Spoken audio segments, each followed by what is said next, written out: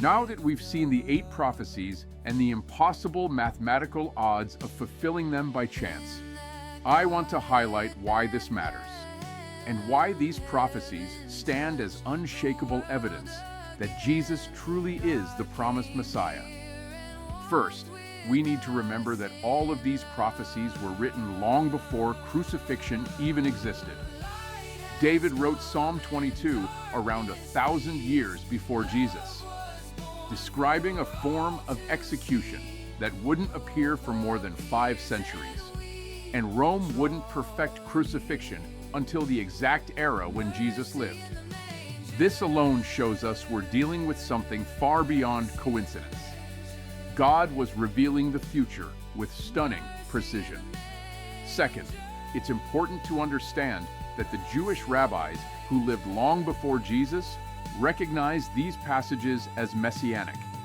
Rabbinic writings connect passages like Micah 5:2, Zechariah 9:9, Isaiah 53, and even portions of Psalm 22 directly to the coming Messiah. So none of this was invented later by Christians. These expectations were already in the Jewish scriptures, already interpreted as Messianic by Jewish scholars. Third, when we look across all of history, we find that no one else even comes close to fitting this prophetic fingerprint. There is not a single historical figure, Jewish or otherwise, who fulfills even a fraction of these prophecies with the accuracy and detail that Jesus does. And finally, when we combine all of this with the astronomical mathematical odds we saw in the previous slide, the conclusion becomes inescapable.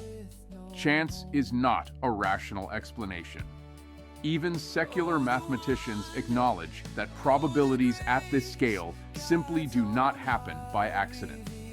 These prophecies, written centuries apart by different authors in different eras, converge perfectly in one person at one moment in history.